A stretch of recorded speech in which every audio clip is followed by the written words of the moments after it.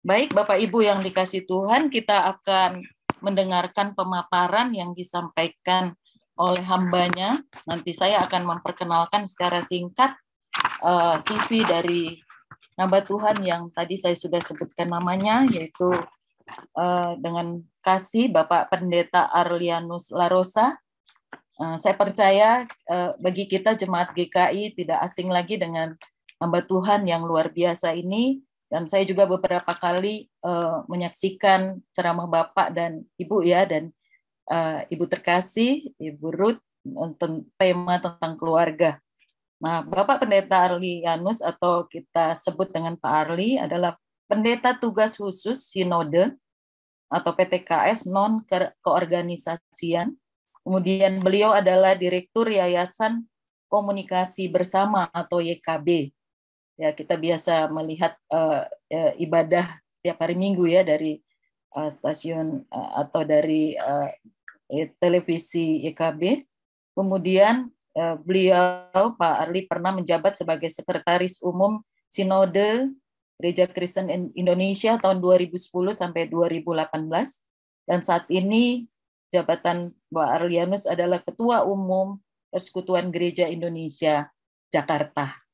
Ya, saya pikir itu perkenalan singkat. Nanti kalau ada yang kurang, saya persilakan Bapak bisa menambahkannya. Dan saat ini saya persilakan Pak Arlianus untuk menyampaikan materi atau firman Tuhan kepada kita semua. Saya persilakan Bapak Pendeta Arli. Ya, terima kasih Bu Sarah. Terima kasih kepada GKI Keranggan juga Pak Pendeta Hendra, Direktur Bina Warga yang memberi kesempatan untuk sharing ya kepada teman-teman pada malam ini. Saya akan minta izin share screen.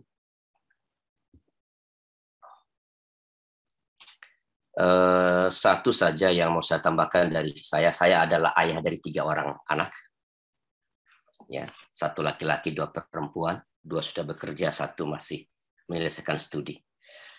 Baik, ini topik yang sangat besar Ibu Bapak sekalian. Apa yang akan saya sampaikan lebih merupakan upaya mengkonstruksi argumen dari pernyataan tata gereja dan tata laksana kita, terutama tata laksana kita tentang pernikahan yang tak pernah secara eksplisit menyebutkan pernikahan beda agama. Kalau saya kurang jeli membaca tata gereja tata laksana, nanti dikoreksi ya. Ya, sependek yang saya ingat ya, bahwa tata gereja, tata laksana kita tidak berbicara tentang pernikahan beda agama. Ya, jadi kalau disebut pandangan GKI, itu pandangannya ada di tata laksana. Nah, saya coba memberikan konstruksi mengapa sampai pada pernyataan seperti itu. Saya mulai dengan mengapa pokok ini menjadi sangat penting untuk dibicarakan atau untuk diketahui oleh kita sebagai umat Kristiani atau oleh anggota GKI. Ya. Pertama, karena suatu kenyataan bahwa kita ini masyarakat Indonesia adalah masyarakat yang majemuk. Termasuk agamalah kemajemukan itu. Ya. Sorry, ini bukan punya saya.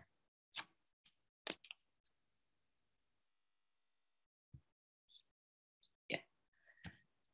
Salah satu kemajemukan adalah kemajemukan agama. Ya. Dan karena itu perjumpaan yang tak terhindarkan karena kita masyarakat majemuk, maka tak mungkin terhindar untuk bertemu dengan sesama kita, saudara kita yang berbeda agama dengan kita. Dan kita semua mengetahui bahwa seseorang hanya mungkin jatuh cinta dan karena itu kemudian untuk menikah dengan seseorang hanya kepada orang yang sering ia berjumpa atau paling tidak pernah berjumpa dengan orang itu. Ya, pada zaman dulu mungkin sering terjadi bahwa ujuk-ujuk orang dijodohkan lalu belum pernah ketemu langsung menikah. Tapi pada zaman kita sekarang ini itu tidak mungkin terjadi atau sangat jarang terjadi paling tidak. Ya. Nah, perjumpaan itu semakin dibuat intens, semakin dipercepat oleh kemajuan teknologi komunikasi.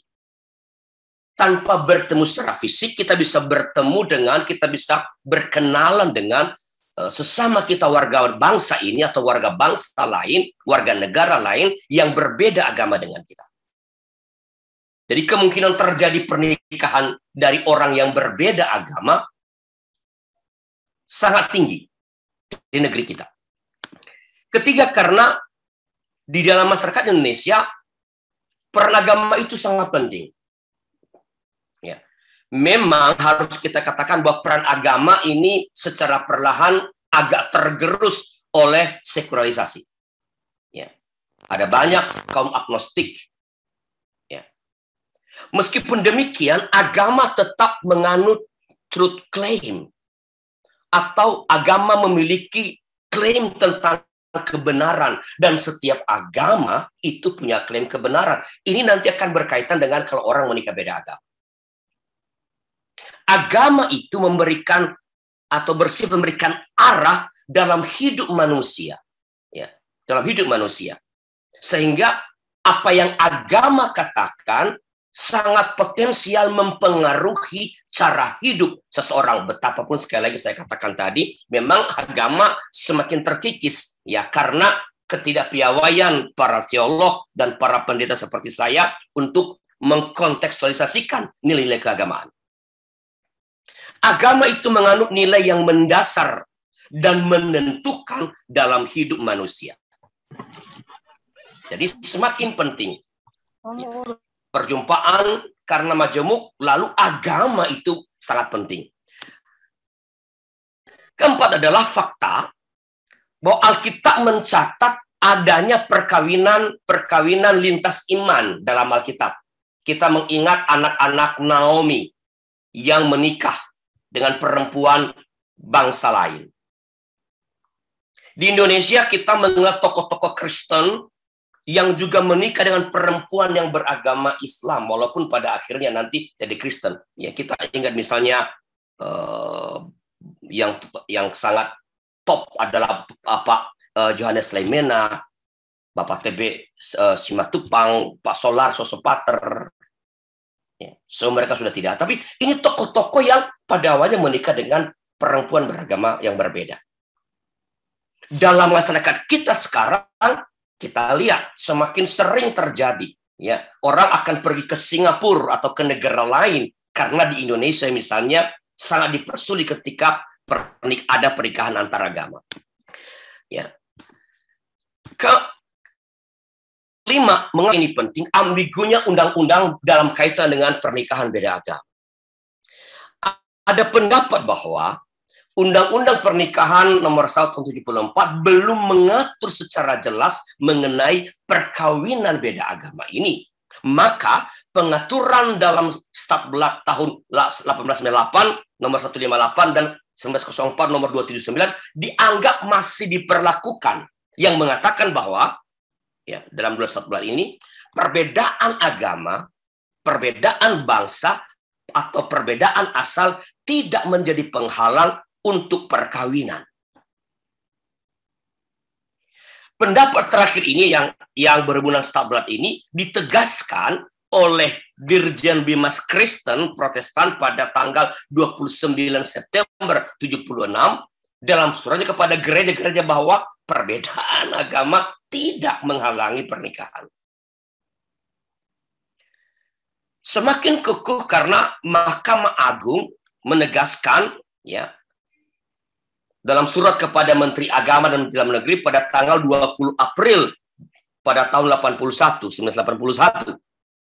Mahkamah Agung kemudian dalam jurisprudensi 20 Januari 1989 nomor 1400 ya menyatakan perkawinan beda agama dapat diterima di kantor catatan sipil, walaupun kita harus sadar bahwa banyak kantor catatan sipil yang menolak ini.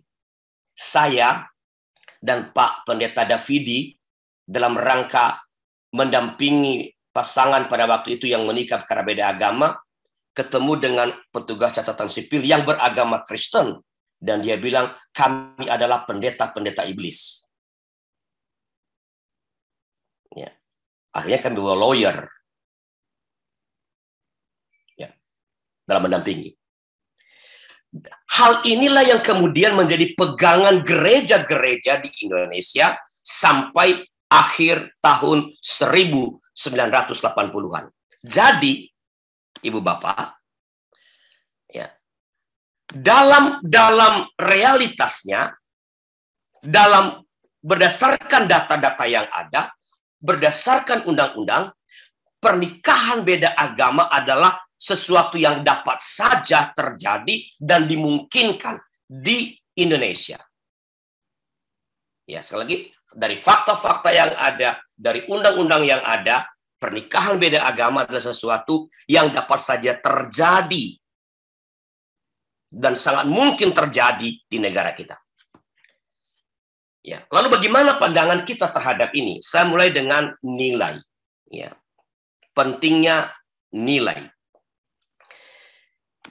Apa itu nilai? Nilai adalah konsep dan keyakinan yang dimiliki oleh seseorang yang mengendalikan sikap atau perilakunya, bahkan mengendalikan seluruh keputusan-keputusannya. Ya. Nilai sama dengan paradigma, sama dengan kerangka kemasukakalan. Nilai-nilai ini dibangun dengan mengolah aneka informasi yang diterima berhubungan dengan pokok yang hendak dipahami. Kalau tentang pernikahan, ia mengelola semua informasi tentang perkawinan. Baru muncullah nilai di kepala seseorang. Yang dimaksudkan dengan sikap adalah perbuatan yang didasarkan pada pendirian atau pada pendapat atau pada keyakinan atau pada nilai tertentu yang dianut. Pemahaman seseorang terhadap sesuatu tentang perkawinan misalnya, jika itu sungguh-sungguh diyakini, akan mempengaruhi sikapnya. Kalau kita dalam kepala kita, kita menganut nilai perkawinan monogamis seumur hidup, maka kita akan menentang perceraian, akan menentang yang besok akan dibicarakan Pak Immanuel Christoph, menikah setelah bercerai. Kalau nilai yang kita anut adalah monogamis dan sampai maut memisahkan. Ya. Untungnya atau sayangnya terserah, tata gereja, tata laksana kita, ajaran kita mengatakan bahwa pernikahan yang diterima GKI adalah monogamis dan sampai maut memisahkan. Jadi sebenarnya kalau mau gampangnya, tema besok itu udah dijawab dengan ayat itu. Nggak ada perceraian, nggak boleh. Ya. Ya. Kalau itu nilainya.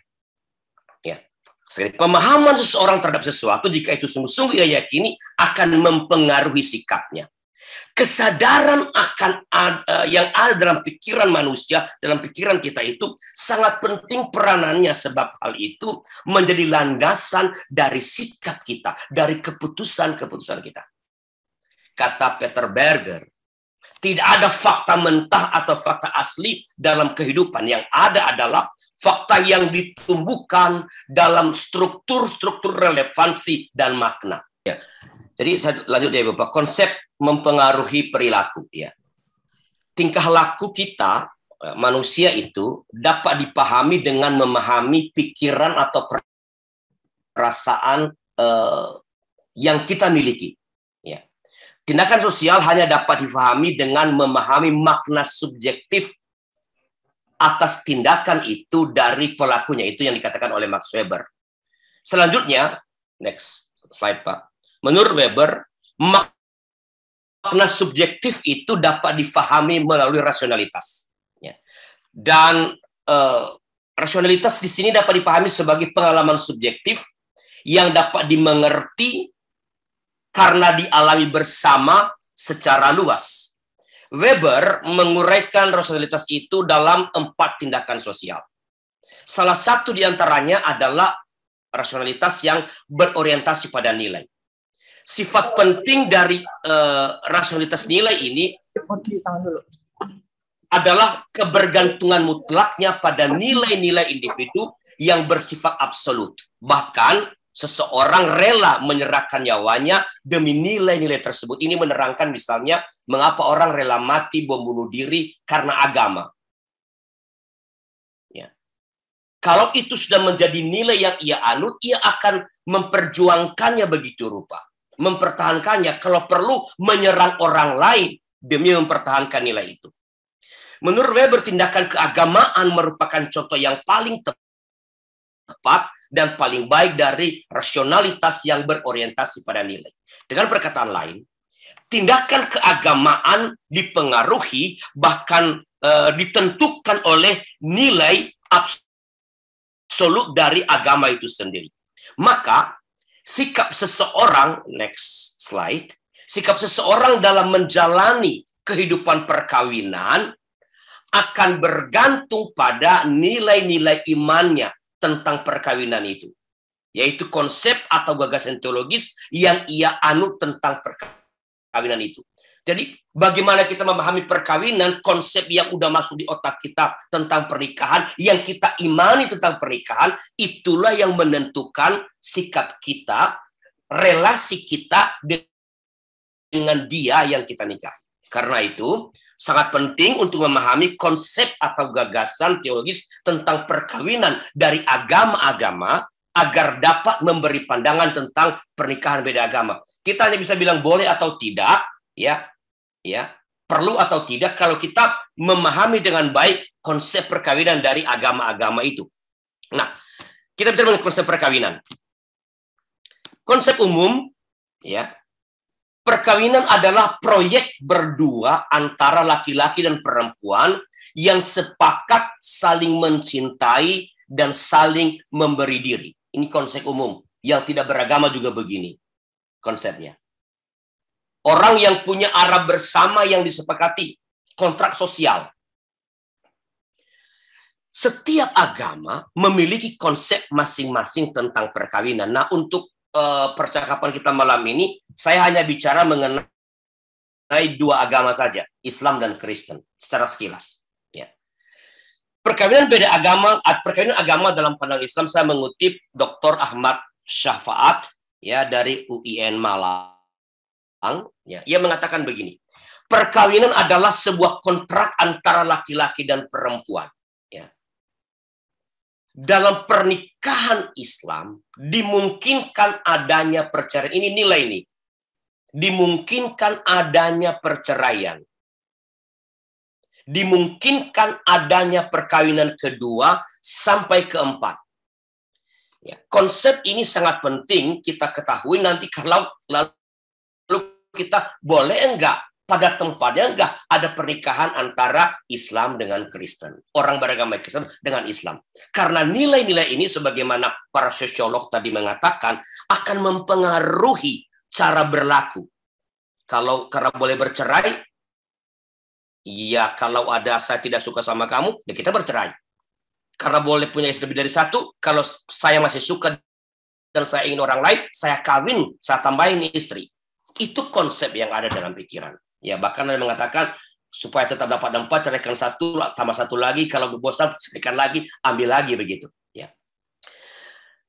Kemudian ada fatwa MUI pada tanggal 1 Juni 1980 yang bunyinya begini. Ada 3 fatwanya. Ya. Pertama, perkawinan wanita muslim dengan laki-laki non-muslim adalah haram hukumnya. Ya. Perkawinan wanita muslimah dengan laki-laki non-muslim adalah haram hukumnya. Jadi haram kalau ada perempuan muslim menikah dengan misalnya dengan Kristen. Tetapi pada saat yang sama dikatakan juga seorang laki-laki muslim diharamkan mengawini wanita bukan muslim. Jadi baik laki-laki maupun perempuan haram hukumnya. Yang ketiga, fatwa MUI tentang perkawinan antara laki-laki muslim dengan wanita ahli kitab. Siapa itu? Adalah wanita beragama Nasrani, mereka sebutnya, atau Kristen dan Yahudi. Terdapat perbedaan pendapat di antara para ulama. Tapi setelah para ulama di MUI mempertimbangkan bahwa mafsadahnya lebih besar daripada maslahatnya, maka MUI memfatwakan perkawinan tersebut juga hukumnya haram. Jadi no way dalam pandangan Islam secara khusus lewat fatwa MUI. Sekarang kita pindah kepada konsep perkawinan dalam Alkitab. Ya. Saya berharap sebagian ini sudah dijelaskan lebih panjang lebar oleh Pak Immanuel Kristo kemarin ya. Saya ambil yang penting-penting saja. Pertama, dalam kekristenan perkawinan adalah respon atas panggilan Tuhan. Itu seperti dalam Kejadian 2 ayat 24. Sebab itu seorang laki-laki akan meninggalkan ayah dan ibunya dan bersatu dengan istrinya sehingga keduanya ya menjadi satu daging. Satu daging berarti satu hakikat. Satu eksistensi, tentu perbedaan yang ada di antara keduanya. Seperti kesatuan Trinitas. 3 yang 1, 1 yang 3. 1 yang 2, 2 yang 1. Itu kalau membahas teks Kejadian itu sangat jelas ini. Ya. Nah, dalam perspektif ini, perkawinan adalah proses kembalinya manusia pada hakikat awalnya. Seperti Allah menciptakan, laki-laki meninggalkan ayah dan ibunya. Tadinya ada manusia Adam, lalu diambil tulang rusuknya jadi 2 deh. Sekarang yang tulang rusuk itu kembali lagi 1 deh. Jadi kembali pada hakikat manusia sebagaimana Allah menciptakannya. Dalam sebutan satu daging terkandung makna kesatuan, unity, solidaritas, ya, keberbarengan, mutuality, dan kesederajatan. Ini nanti yang akan bertentangan lagi dengan nilai-nilai agama lain tentang perkawinan, tentang relasi laki-laki dan perempuan. Nah, dalam perspektif ini, mempertahankan kepercayaan menjadi penting. Kalau harus menikah, kalau seorang Kristen menikah, dia mesti mempertahankan konsep perkawinan menurut Kristen. Termasuk ini adalah soal kesatuan, solidaritas, keberbarengan, dan kesederajatan. Dalam kaitan dengan perkawinan beda agama, pertanyaan penting yang perlu dijawab adalah, apakah perbedaan agama menjadi bagian dari proses pengembalian manusia pada hakikatnya itu, atau sebaliknya menjadi penghalang? Apakah perkawinan beda agama itu betul-betul membuat mereka menjadi satu tadi, satu yang sederajat, satu yang unity, satu yang ada keberbarengan? Apakah itu terjadi kalau orang beragama Kristen menikah dengan orang beragama lain dengan konsep perkawinan dalam agama lain? Yang kedua, konsep perkawinan dalam agama Kristen adalah monogamis, Matius 19 ayat 9. Tetapi aku berkata kepadamu, barang siapa menceraikan istrinya kecuali karena zina, lalu kawin dengan perempuan lain, ia berbuat zina. Monogamis sampai maut memisahkan. Matius 19 ayat 6. Demikianlah mereka berdua, bukan lagi 2, melainkan 1. Karena itu apa yang telah dipersatukan Allah tidak boleh diceraikan oleh manusia, termasuk oleh dirinya sendiri. Saya nggak boleh menceraikan pasangan saya. Tidak boleh karena saya adalah manusia, kecuali kalau saya bukan manusia.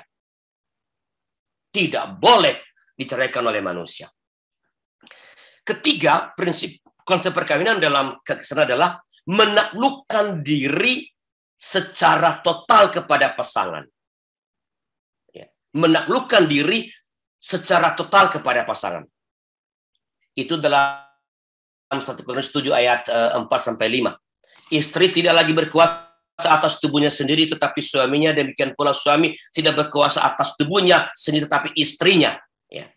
Saling menaklukkan diri. Tadi berkaitan dengan yang pertama, kesederajatan. Bukan hanya istri yang tunduk kepada suaminya, tapi saling menaklukkan diri. Apakah konsep ini sama nggak di agama lain? Pada minggu yang lalu kami bicara di acara pernikahan bahagia tentang sex talk dengan pasangan. Salah satu perbincangan kami adalah ada agama yang mengajarkan istri wajib hukumnya melayani suami dalam dengan seks. Padahal itu adalah kalau tidak ada konsep, tidak ada persetujuan, itu dianggap sebagai perkosaan dari segi hukum misalnya. Itu namanya suami tidak takluk, tapi hanya istri yang takluk kepada suami. Padahal dalam pernikahan Kristen, ya, suami dan istri saling menaklukkan diri. Saya ulangi baca ayat ini, istri tidak berkuasa atas tubuhnya sendiri, tetapi suaminya. Demikian pula suami tidak berkuasa atas tubuhnya sendiri, tetapi istrinya. Jadi konsep-konsep ini harap diingat ketika mau melakukan pernikahan dengan orang yang berbeda agama. Perkawinan dengan bangsa lain atau agama lain sebenarnya tidak dianjurkan dalam Nehemia pasal 13 ayat 25 sampai 27. Aku menyesali mereka, kutuki mereka, dan beberapa orang di antara mereka kupukuli dan kucabut rambutnya, dan kusuruh mereka bersumpah demi Allah. Demikian, janganlah sekali-kali kamu serahkan anak-anak perempuanmu kepada anak-anak lelaki mereka, atau pengambil anak perempuan mereka sebagai istri untuk anak-anakmu laki-laki. Ya, dan seterusnya.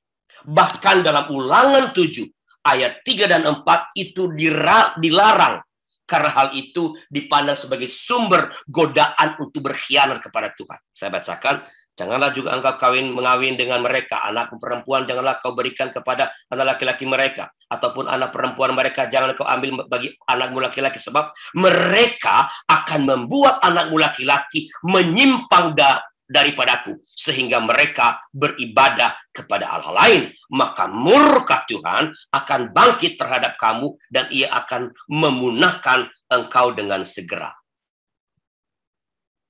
Clear kalau perjanjian lama. Kita beralih sedikit perjanjian baru. Paulus mengakui bahwa Tuhan tidak memberikan perintah khusus mengenai perkawinan beda agama. Ya.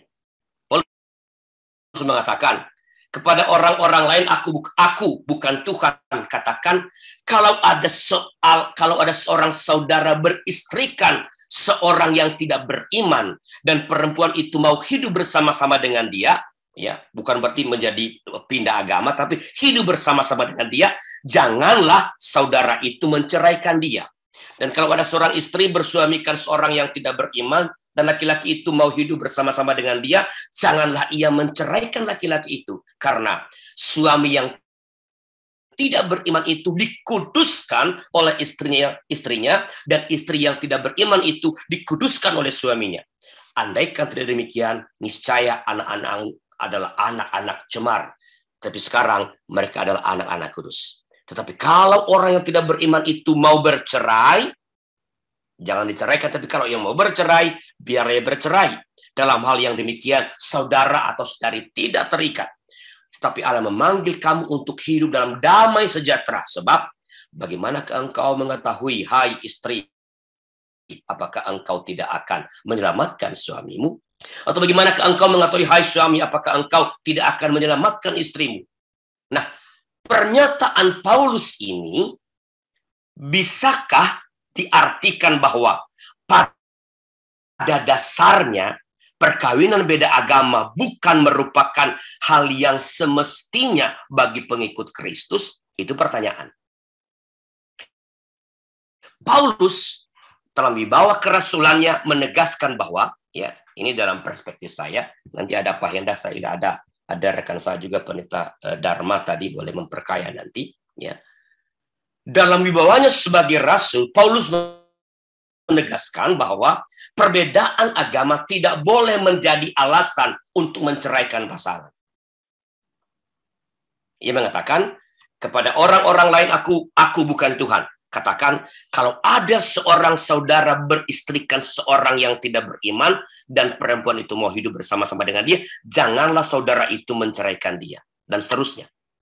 Mengapa? Karena hakikat perkawinan, ini tafsiran saya, hakikat perkawinan menurut Paulus dalam tafsiran saya, ya, tidak dirusak oleh perbedaan agama. Sebab andaikan perbedaan agama merusak hakikat pernikahan, tentu Paulus akan meminta yang berbeda iman itu diceraikan. Ia mengatakan tidak perlu. Perkawinan, ya, bahkan dengan mereka yang berbeda agama, tetap efektif menjadi sarana penyempurnaan atau pengembalian manusia pada hakikat asasinya. Ya, itu tafsir saya sekali lagi. Pengudusan oleh seorang suami atau istri Kristen kepada pasangan yang bukan Kristen menjadi kunci dalam memahami pandangan Paulus atas perkawinan beda agama. Nah, dari berbagai pemaknaan mengenai kata menguduskan ini, ya, yang saya coba telusuri, saya berkesimpulan, ya, bahwa dalam perspektif Paulus, perbedaan agama tidak akan mencemarkan perkawinan sebagai sarana kembalinya manusia pada hakikat asasinya. Sekarang bagian penutup. Pernikahan gerejawi, kita harus ke sini. Ya. Itu tadi, ini kan apa namanya cara pandang kita. Ya. Saya coba mengkonstruksi tadi mengapa kita tiba di situ. Peneguhan dan pemberkatan secara, apa itu pernikahan gerejawi? Peneguhan dan pemberkatan secara gerejawi bagi seorang laki-laki dan seorang perempuan, ini clear bagi kita.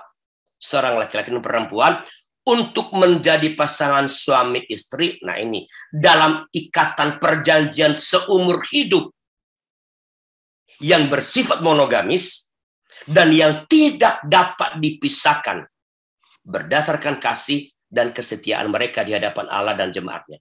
Jadi, by the way, saya mau mengatakan kepada ada orang-orang yang suka mempertentangkan Alkitab dengan tata gereja. Panggil aja Mami. Ya. Rumusan-rumusan ajaran dalam tata laksana kita atau tata gereja kita itu nggak sembarang dibuat. Itu dibuat atas dasar kajian-kajian pada teks-teks kitab suci. Kesimpulan. Perkawinan, ini sebentar ya. Perkawinan lintas iman tidak merusak makna asasi perkawinan. Yang pertama. Kedua, perkawinan lintas iman. Kalau makan-makan harus nungguin saya. Iya tadi. Soalnya kayak saya nggak ikuti. Makanya kok tiba-tiba. Sorry ya, saya tadi agak terganggu tadi suaranya. Ya. Saya ulangi. Perkawinan lintas iman atau berbeda agama, berbeda tidak merusak makna asasi perkawinan. Tetapi perkawinan beda agama itu bukan perkawinan yang utama dan ideal. Karena itu kita tidak menganjurkan, jangan pernah mengatakan kita menganjurkan silakan saja kalau beda agama menikah. Tidak, itu bukan ideal. Bukan sesuatu yang ideal.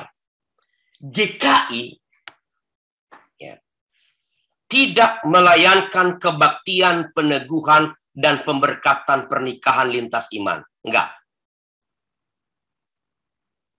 Yang diselenggarakan oleh kita adalah peneguhan, pemberkatan nikah gerejawi. Orang yang berbeda agama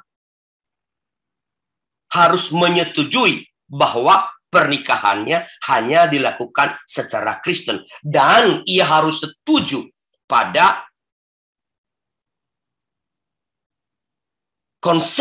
konsep perkawinan menurut Kristen. Jadi andaikan, karena ini bukan ideal, terpaksa ada pernikahan gerejawi antara anggota kita dengan yang tidak seiman, yang atau kalau bahasa tata laksana itu nggak pakai orang beda agama, yang bukan anggota,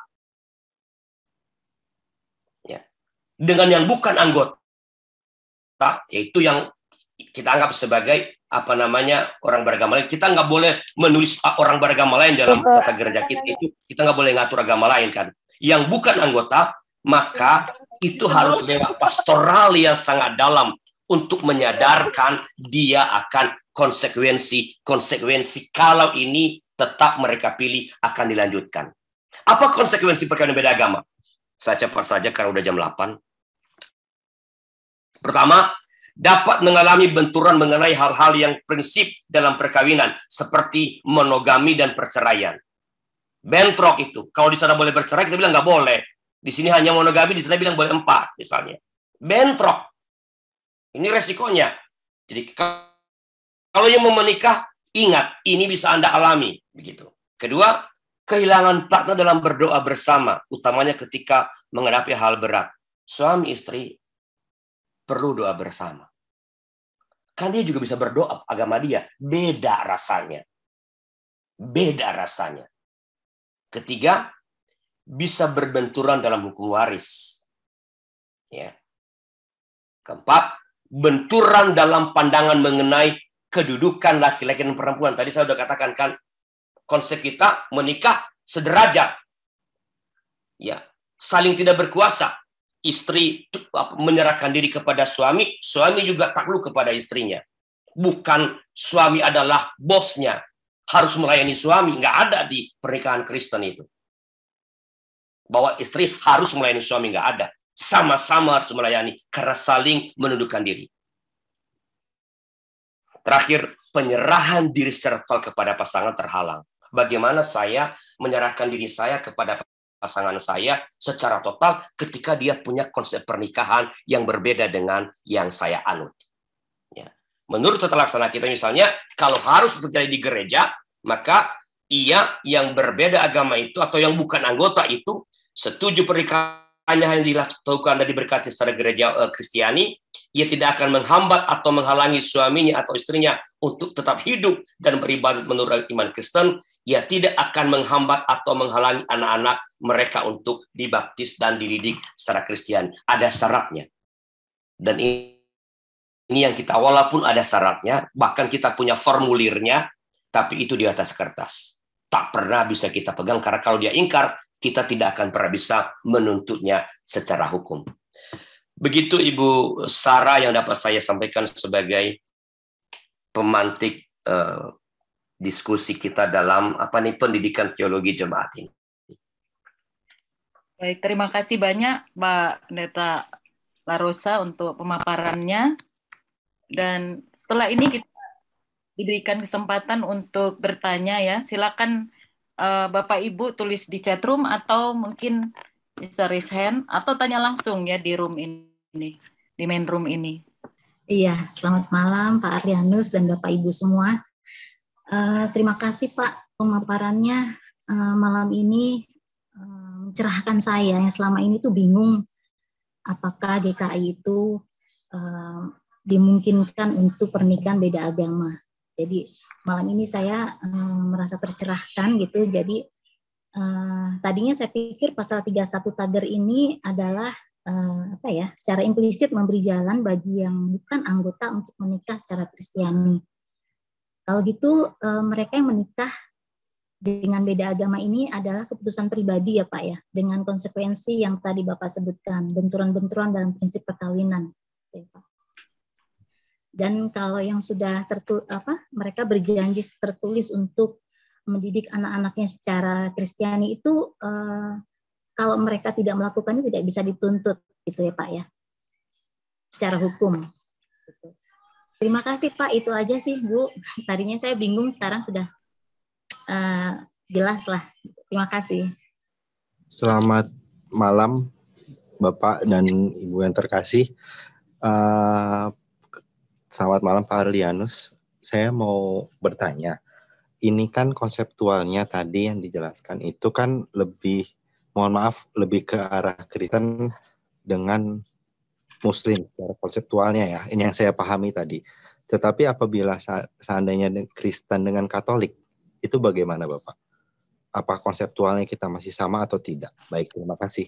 Jadi yang Ibu Mbak itu respons. Jadi kalau berbicara tentang perkawinan dengan mereka yang berbeda agama, saya ulangi sekali lagi, tata laksana kita tidak menyebut perkawinan beda agama. Yang bisa dirujuk untuk itu adalah pasal 29 ayat 9 bagian B. Bukan pasal 31. 31 itu adalah kalau misalnya tentara harus diperintahkan oleh komandannya minggu depan harus pergi ke mana gitu, lalu mereka harus nikah, belum sempat ada pewartaan, itu dengan ketentuan khusus misalnya. Tapi kalau mau mencari landasannya, itu paling mungkin adalah di pasal 29 ayat 9b, yaitu pernikahan seorang anggota ya dengan yang bukan anggota. Bukan anggota artinya ya bukan anggota mana-mana. Ini sekalian dengan yang Pak Bram. Kalau dengan Katolik itu kita atur malah. Kita atur di dalam pasal 30 pernikahan gerejawi secara ekumenis dengan gereja Katolik. Itu dimungkinkan, ya. Setelah tentu saja sekali lagi proses percakapan pastoralnya itu jauh lebih banyak dibandingkan dengan kalau dia dua-duanya anggota kita. Jadi harus difahami konteks apa pemahaman Katolik tentang pernikahan.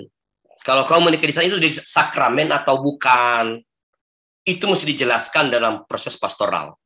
Tapi sekali lagi kalau dengan Katolik itu jelas kita atur. Jadi itu dimungkinkan. Dan beberapa kali kita lakukan ya bersama-sama pendeta dan pastor itu melakukan peneguhan pemberkatan nikah gerejawi. Entah kita yang datang ke gereja Katolik, entah pastor yang datang ke gereja kita. Sudah sekaligus ya, Bu Sarah? Ya, makasih. Saya pikir sudah terjawab ya.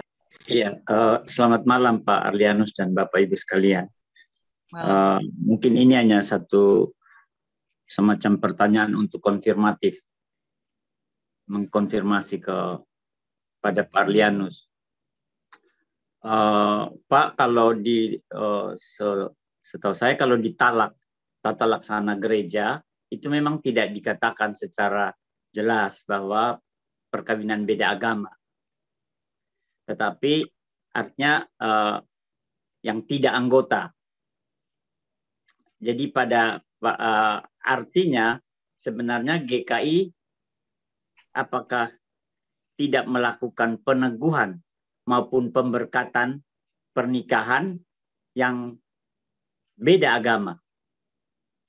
Artinya kalau dia Kristen, yang satu non-Kristen, itu tidak akan mungkin GKI melakukan peneguhan dan pemberkatan nikah. Itu satu. Apabila si A, ini pertanyaan yang kedua, apabila si A dan si B mungkin pada awalnya awal perkawinan itu mereka seiman. Juga dilakukan peneguhan dan pemberkatan nikah di GKI. Tapi singkat cerita dalam perjalanan perkawinan mereka karena berbagai macam alasan mereka melakukan tindakan perceraian. Nah, apakah baik si laki-laki atau si wanita tadi kalau mau kawin lagi, apakah dia memungkinkan untuk dapat pemberkatan di GKI? Jadi satu ada pertanyaan pertama itu ada perbedaan agama, yang satu sama agama tetapi mereka bercerai. Artinya kalau sudah bercerai hidup, GKI tidak akan melakukan peneguhan dan pemberkatan itu. Minta maaf kalau saya ada keliru, tapi setahu saya di Katolik kalau cerai hidup tidak akan mungkin dilakukan pemberkatan nikah sesuai Katolik. Terima kasih Pak Adrianus. Ya, terima kasih Pak Charles. Saya bacakan satu pertanyaan ya Pak Arli dari ruang chat. Apa yang harus dilakukan dalam berumah tangga apabila pernikahan beda agama itu sudah terjadi? Silakan Pak Pendeta Arli. Ya, terima kasih Bu Sarah. Jadi Pak Charles yang pertanyaan kedua Pak, saya bisa jawab tapi saya itu nanti mencuri kesempatan Pak Im besok menjelaskan. Kan besok temanya itu kan. Ya, jadi biarlah Pak Immanuel Kristo yang menjelaskan besok. Ya. Kalau yang pertama, saya jelaskan sekali lagi ya. Jadi seluruh kebaktian peneguhan pemberkatan nikah di GKI harus merupakan kebaktian peneguhan pemberkatan nikah gerejawi. Itu dulu nih. Jadi nggak ada di GKI peneguhan pemberkatan nikah beda agama, nggak ada. Itu sebabnya liturgi yang dipakai, liturgi peneguhan pemberkatan nikah gerejawi. So, kalau beda agama, saya mesti tanya, kalau saya berkati, apakah engkau begini menurut agamamu? Kan saya nggak tanya itu. Ketika saya pernah melakukan peneguhan pemberkatan nikah dengan orang yang berbeda agama, ketika saya masih di Kepaduri, ya. Pernah dengan yang beragama Islam, pernah dengan yang Buddhis. Tapi katekisasinya panjang itu. Saya harus yakin sebagai seorang pendeta, walaupun saya bisa salah, bahwa orang ini betul-betul mau menerima konsep pernikahan Kristen. Misalnya, you nggak boleh menceraikan loh. Itu berputar-putar pertanyaan untuk jawab yang sama. Kalau cuma tanya apakah nanti kami kan menganut nggak boleh cerai, kamu menceraikan nggak istrimu? Pasti dia akan jawab, nggak akan Pak, nggak mungkin. Saya akan ceraikan, bisa saja. Nggak mungkin dia jawab begitu. Dengan berbagai bentuk pertanyaan sebagai seorang konselor, saya akan ingin diyakini bahwa dia tidak akan melanggar itu. Apakah dia tidak akan menambah istri? Hanya kalau saya yakin bahwa dia bisa menerima nilai-nilai atau konsep tentang pernikahan Kristen itu, baru saya katakan kepada majelis jemaat, berdasarkan hasil konseling yang saya lakukan pastoral, saya mengusulkan supaya kita bisa melaksanakan kebaktian ini. Kalau saya ragu, enggak. Karena ini pernikahan gerejawi. Ya. Saya tentu punya pandangan pribadi. Tapi sebagai pendeta GKI, saya tidak boleh memberlakukan pandangan yang berbeda dengan yang dianut GKI. Itu konsep jadi pendeta. Kalau saya punya pendapat lain yang menentang itu, saya keluar jadi pendeta aja, simple sebenarnya. Ya. Jadi sekali lagi itu, Pak. Mengapa ada yang berbeda agama? Ada, diberkati. Tetapi namanya kebaktian, peneguhan, pemberkatan kegerejawi. Pastoralnya nggak mudah tuh, Pak. Harus lebih lama, ya. Kalau udah terlanjur bagaimana? Ya.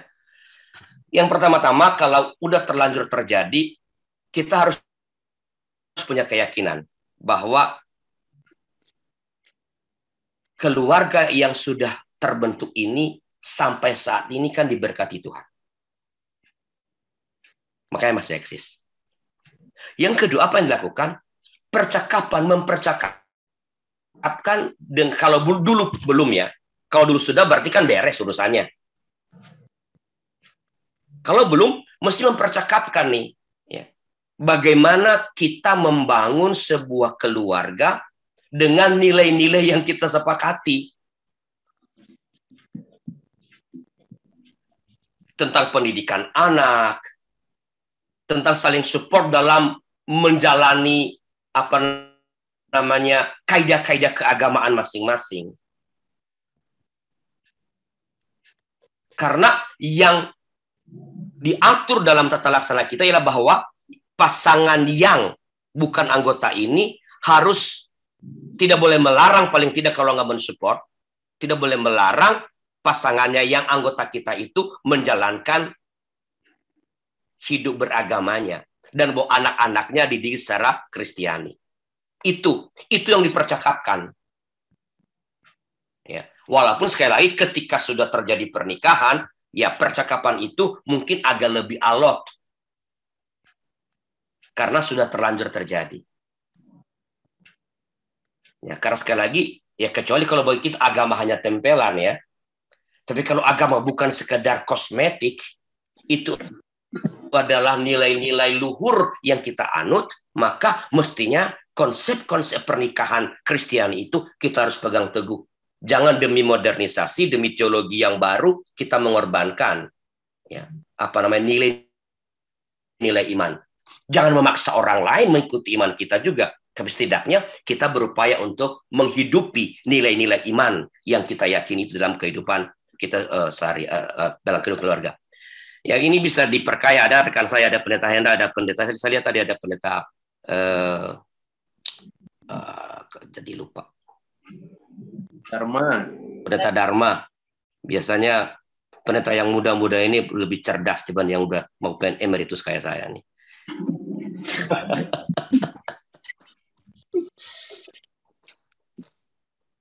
Ya, terima kasih Pak Arli.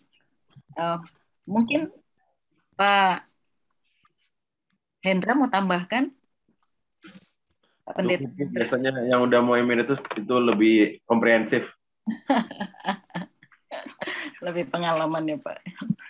Ya, ya makasih Pak Hendra. Ini ada satu pertanyaan dari pasangan saya, jadi di sebelah saya ya. Pak Bambang. Selamat malam Pak Pendeta. Malam Pak Bambang. Ya, saya hanya ingin tanya aja, karena ini topik yang sangat menarik karena kami juga bergelut dalam bidang pelayanan pasutri ini. Ya, jadi tadi saya mendengarkan paparan dari Pak Pendeta bahwa di Perjanjian Lama sangat jelas sekali bahwa Tuhan tidak menghendaki pernikahan dengan dalam tanda kutip beda agama atau kafir. Saya beda agama aja, tidak kafir lah, walaupun di Alkitab disebutkan itu. Tapi di Perjanjian Baru, Bapak menyitir di ayat 1 Korintus tadi. Kalau nggak salah di 1 Korintus 7 ayat 12 sampai yang berikutnya itu, bahwa Rasul Paulus kesannya memberikan peluang untuk menikah beda agama.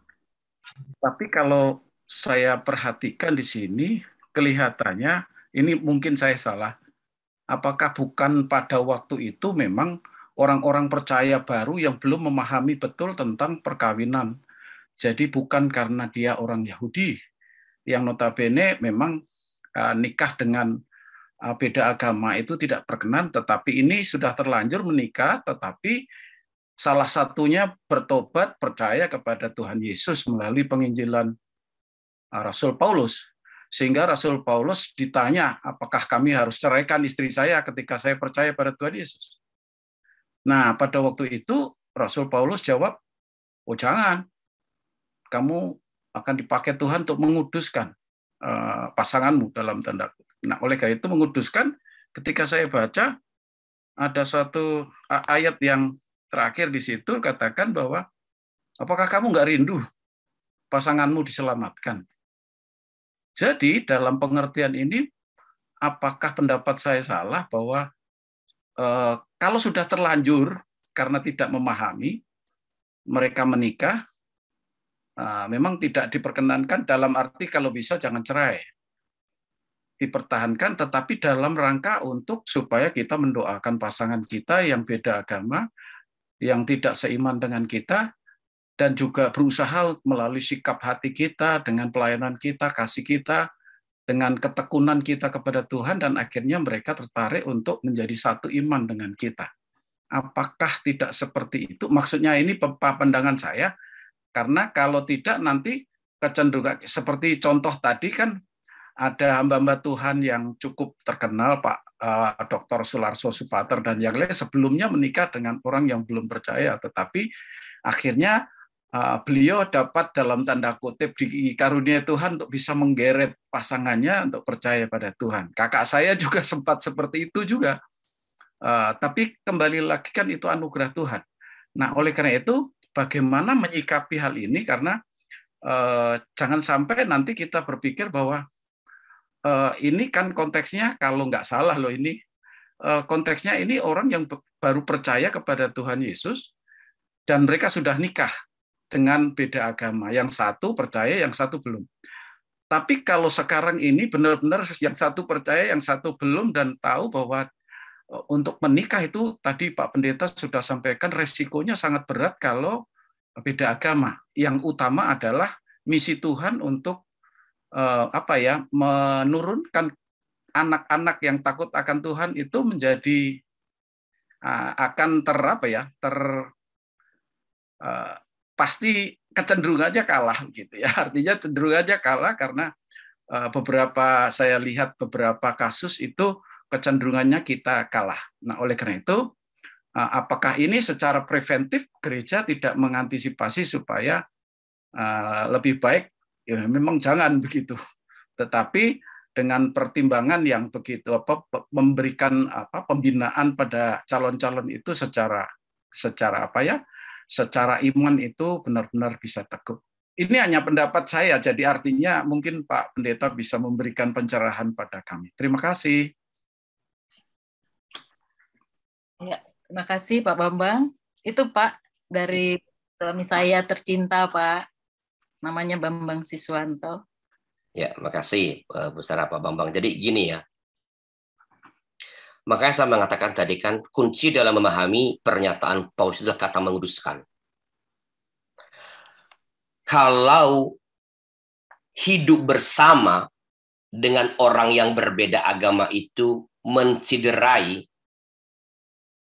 kekudusan pernikahan, ya, kesatuan suami istri, Paulus akan mengatakan ceraikan. Ya. Dengan menafsir kata menguduskan itu bahwa itu tidak mengganggu, bahwa kita mendoakan, ya pasti itu didoakan, ya. Ya. Tapi apakah dia akan tergerak? Itu kan karya Roh Kudus. Apakah dia akan nanti menjadi orang percaya? Itu soal lain, sesuatu yang belum pasti. Tapi Paulus membiarkan itu, mengatakan jangan bercerai, kecuali dia meminta bercerai. Jadi ini tidak tidak menciderai kekudusan pernikahan. Yang pertama. Yang kedua, kalau dalam perjanjian lama kan alasan mengapa Tuhan sangat keras adalah karena dengan pernikahan orang akan beralih kepercayaan. Itu yang kita cegah di dalam tata laksana kita. Ya. Jadi ketiga, perkawinan ini ranahnya adalah ranah pastoral.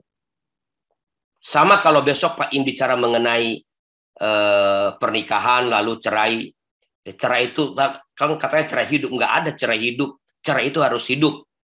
Kalau mati bukan cerai namanya. Ya, jadi cerai aja, nggak ada cerai hidup gitu loh. Nggak ada cerai mati. Mati kan bukan cerai. Ya. Jadi apakah orang bercerai boleh kawin lagi nggak? Itu kalau mau leterlek nggak boleh itu. Tapi sekali lagi pernyataan-pernyataan itu adalah pernyataan pastoral. Ini ranah pastoral sehingga memang sekali lagi itu sebabnya kita mengatakan ini kalau harus terjadi pernikahan dengan orang yang berbeda agama dalam pernikahan gerejawi, itu bukan perkawinan yang utama. Itu bukan pernikahan ideal. Sebaiknya Anda menikah dengan orang yang beriman sama. Ya. Bahkan sebenarnya yang punya pandangan teologis yang sama. Sama-sama Kristen, kalau satunya fundamentalis juga sama aja. Malah lebih berantem. Lebih takkan satu gitu loh. Ya. Jadi saya sependapat dengan Pak Bambang bahwa yang kita kampanyekan atau yang kita sering katakan bukanlah itu boleh loh menikah dengan orang berbeda agama. Bukan. Tetapi kita menyiapkan anak-anak muda kita untuk punya iman yang kokoh kepada Tuhan dan memahami dengan baik makna pernikahan. Mengapa mereka mau? Karena mereka nggak paham betul konsep pernikahan Kristen. Dan tidak paham betul konsep pernikahan di agama lain. Tugas gereja adalah mendidik atau mencerahkan orang-orang muda agar punya pandangan teologis yang benar tentang pernikahan, sehingga mereka bisa mengambil keputusan yang tepat pada waktunya. Sekali lagi, ini ranah pastoral, keputusan ada di pihak, bukan pihak gereja, tapi di pihak mereka yang hendak menikah. Kecuali gereja bangun teologi baru. Kalau lu nggak mau, ya udah keluar aja dari gereja. Daripada kamu nikah dengan orang beragama, kamu keluar dari gereja. Nah, kalau kita GKI melayani sedapat mungkin anggota jemaatnya. Sejauh anggota jemaat itu tidak menyimpang dari imannya. Makanya kita tekankan, berikan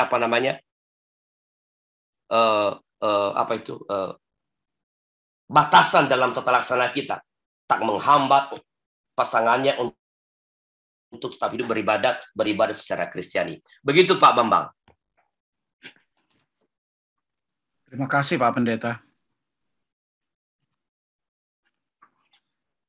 Ya, makasih Pak Pendeta Arli untuk jawabannya. Selanjutnya saya akan membacakan pertanyaan di chatroom. Banyak sekali yang melarang atau menentang pernikahan lintas agama dengan alasan bahwa terang tidak dapat bersatu dengan gelap. Bagaimana tanggapan Pak Arli atas pandangan tersebut? Itu pertanyaan pertama. Pertanyaan kedua, jika ada yang menikah lintas iman di luar negeri untuk mendapatkan legalitas, sementara salah satu pasangan tersebut anggota GKI, bagaimana status pernikahan itu sendiri di GKI? Ya, saya pikir bisa Bapak langsung jawab aja. Ya, terima kasih. Saya mulai dengan yang kedua dulu ya. Ya, gimana kalau orang legal menikah di luar negeri beda agama dan salah seorangnya anggota GKI? Jadi bagaimana statusnya? Di GKI itu sahnya pernikahan itu bukan di gereja, tapi di hadapan hukum. Itulah sebabnya kita berpuluh-puluh tahun berkutat, berdebat, berjuang, ngotot dengan pemerintah bahwa kami ingin catatan sipil dulu baru peneguhan pemberkatan nikah. Karena kami tidak mensahkan pernikahan. Kami memberkati pernikahan. Ya. Jadi kalau ada anggota jemaat udah diberkati di GKI, belum catatan sipil, ya kumpul kebo itu namanya, walaupun udah diberkati. Dia belum sah, karena sahnya itu hak sipil. Pernikahan itu. Kita mau larang, mau apa, dia bisa menikah dengan siapa saja. Sejauh itu disahkan oleh negara, itu sah pernikahannya. Hanya gimana tuh? Sah dia suami istri. Cuman memang kita lakukan pastoral. Percakapan. Pastoral itu bukan percakapan hukuman loh ya. Itu percakapan dalam kasih.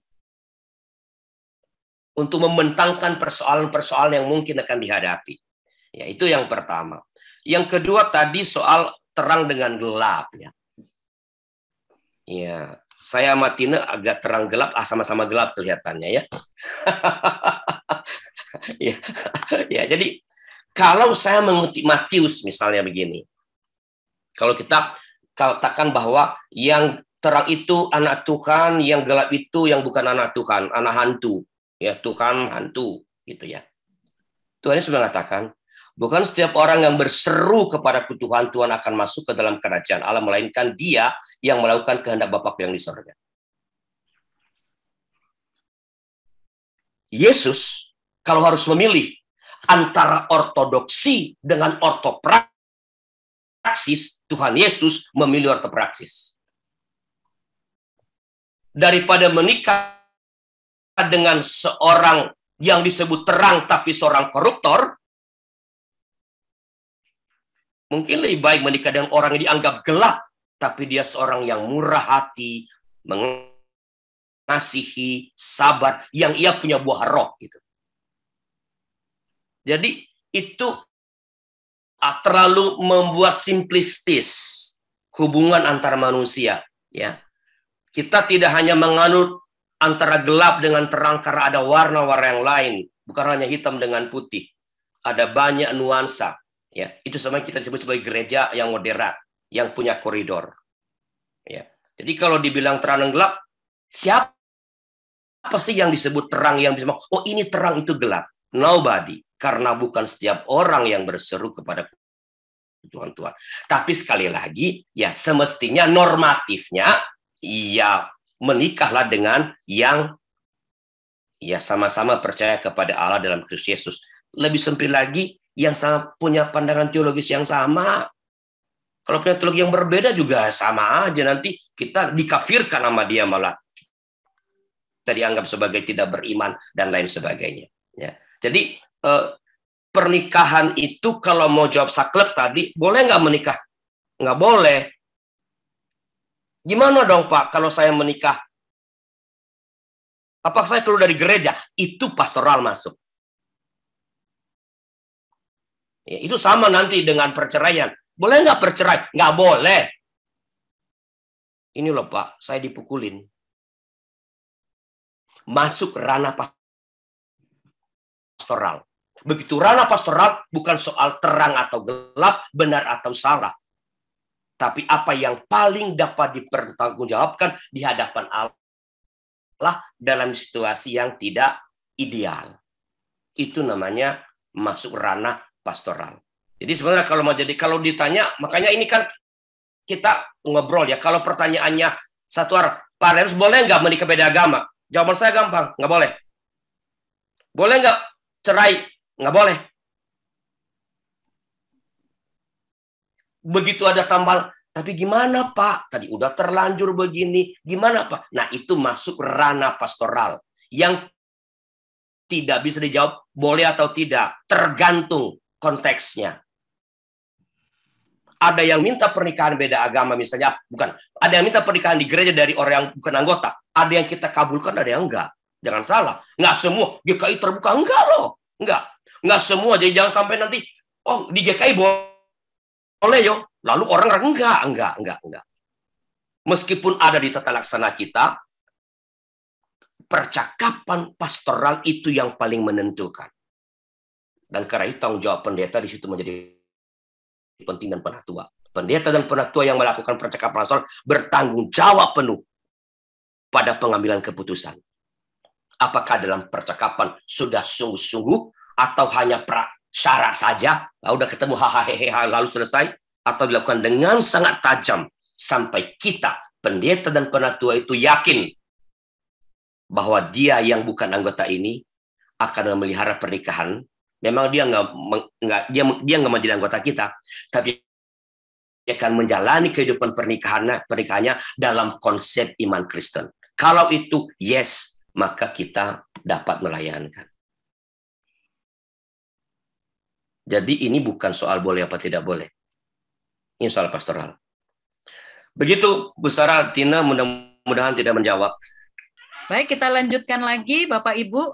Pak Pendeta Arli, bagaimana dan siapa yang dapat membedakan mana yang masuk ke ranah pastoral dan mana yang ranah doktrin dalam hal pernikahan? Ya, pernikahan itu udah jelas itu ranah pastoral. Kalau ibu bapak melihat buku liturgi kita, di rak yang satu lagi, itu pernikahan, kematian, liturgi pernikahan, liturgi penghiburan, itu masuk dalam liturgi pastoral. Jadi sekali lagi pernikahan itu adalah ranah pastoral. Kita punya ajaran tentang pernikahan. Yang tadi saya sudah jelaskan. Monogami, harus sederajat, nggak boleh bercerai, seumur hidup, ya, antara laki-laki dengan perempuan. Itu ajaran kita. Ajaran inilah yang memandu percakapan pastoral. Namanya percakapan pastoral tentu ada dinamikanya. Siapa yang pada ujungnya memutuskan? Kalau di gereja kita, ya majelis jemaat. Majelis jemaat memberikan kewenangan kepada pendeta dan 1-2 orang penatua untuk melakukan percakapan pastoral. Tetapi ujungnya ada di persidangan majelis jemaat. Ya. Jadi kalau ada di sebuah jemaat ada penyelenggaraan pernikahan, peneguhan pernikahan gerejawi dengan yang bukan anggota, yang bertanggung jawab siapa? Majelis jemaat. Itu enaknya di GKI. Tidak pernah ada orang yang salah. Yang salah adalah lembaganya. Ya. Jadi pendeta nggak pernah salah, penatua nggak pernah salah. Yang salah adalah siapa? Majelis jemaatnya, karena keputusan kita bersifat kolektif, kolegial. Begitu, Bu Sarah. Ya, Bapak Ibu mungkin ada pertanyaan lagi, silakan bisa langsung tanya di ruangan ini. Izin bertanya, Bu Sarah. Ya, silakan Ibu. Ya, Pak Arlianus, mohon dijelaskan kembali yang kesimpulan pertama itu Pak. Saya kurang mengerti ya, bahwa perkawinan lintas iman tidak merusak makna asasi perkawinan. Itu apa ya Pak maksudnya? Mungkin saya tadi terlewat. Perkawinan lintas iman tidak merusak makna asasi perkawinan. Baik, Bu. Jadi itu berdasarkan sekali lagi tafsir saya terhadap pernyataan Paulus yang tadi saya jelaskan ketika Pak Bambang bertanya ya, bahwa pernyataan Paulus bahwa pasangan yang yang beriman itu akan menguduskan yang tidak beriman, ya, dengan tidak meminta pasangan yang tidak beriman itu diceraikan, maka Paulus itu tidak memandang bahwa hidup bersamanya, bersatunya dua orang yang sudah beriman dengan yang belum atau tidak beriman ini, atau yang belum percaya ini, mengganggu hakikat pernikahan. Karena pernikahan adalah penyatuan satu tubuh menjadi satu tubuh. Kalau itu diganggu, ya, dicederai oleh perbedaan keyakinan, maka tentu Paulus akan mengatakan harus cerai, karena itu akan mengganggu kesatuan tubuh sebagai suami istri. Ya, kesimpulan ini Bu dibaca secara sekaligus ya, dengan yang nomor 2-nya, supaya jangan diambil yang satunya saja. Oh ya, baik Pak. Kalau begitu yang satu aja yang diambil, seolah-olah kita mengatakan ya nggak apa-apa kok, tidak tidak merusak makna asasi pernikahan, jadi sah. Ya, makanya kan segera yang kedua, perkawinan lintas iman bukan perkawinan yang utama dan ideal, karena itu tidak dianjurkan. Jadi kalau ditanya apa yang dianjurkan oleh GKI, perkawinan dengan sesama orang yang percaya, monogamis sampai kematian. Begitu ya, Bu? Terima kasih. Sama-sama, Bu. Apakah ada lagi Bapak Ibu yang ingin bertanya kepada Pak Pendeta? Saya pikir materinya bagus banget ya. Jadi kita sebagai jemaat, khususnya jemaat GKI, kita banyak belajar pada malam hari ini melihat bagaimana pernikahan beda agama yang selama ini masih menjadi bahan pertanyaan bagi kita. Apakah diperkenan atau tidak, bagaimana selanjutnya, tadi sudah banyak dijelaskan oleh Bapak. Ya, silakan. Ya, terima kasih. Pak Arli mungkin bisa bantu menolong saya ini, bahwa tentang 1 Korintus pasal 7 tentang perkawinan ini, yang dikatakan oleh Paulus ini kelihatannya menarik, tapi saya tidak terlalu begitu paham. Dalam 1 Korintus dalam 1 Korintus pasal 7 ayat yang ke-10 dan ayat yang ke-12. Jadi saya melihat ini, tolong Pak Arli koreksi saya. Saya melihat bahwa Paulus menjabarkan apa pendapat Tuhan dan pendapat pribadi Paulus.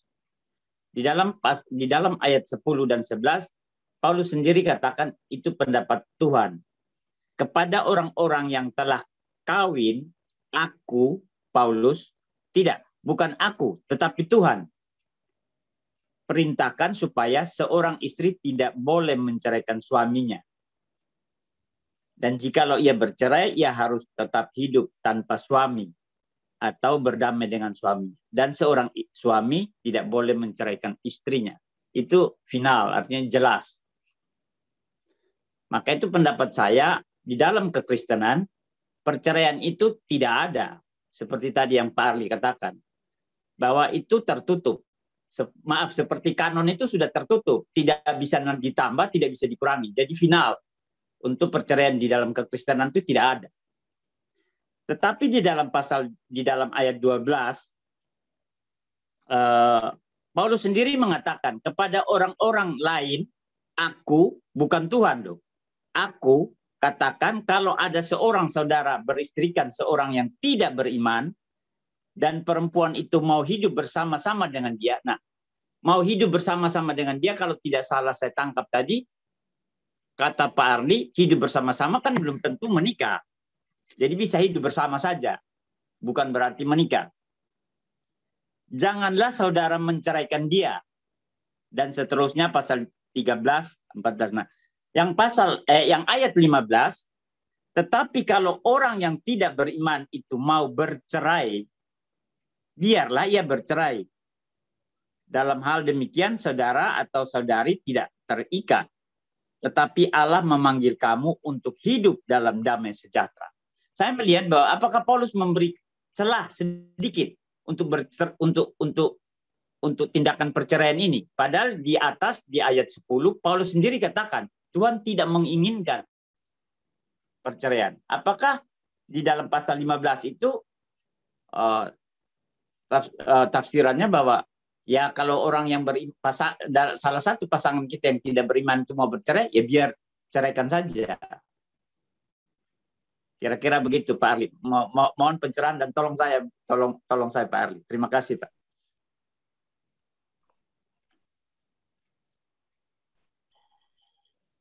Ya, terima kasih Pak. Jadi langsung ya Bu Sarah. Iya Pak. Iya. Jadi kan gini Pak. Secara deontologi, secara hukum, kalau ditanya, ya, bolehkah menceraikan pasangan? Ya, sebenarnya kalau baca Alkitab kita ini, kalau pakai hukum, maka yang boleh menceraikan itu hanya laki-laki. Kalau zina. Kan kalau tidak boleh menceraikan istrinya kecuali zina. Jadi kalau suami yang zina tetap aja nggak boleh cerai. Kalau pakai kacamata kuda membaca teks-teks Alkitab. Jadi kalau ditanya bolehkah bercerai secara deontologi, secara hukum, secara itu no way. Ya.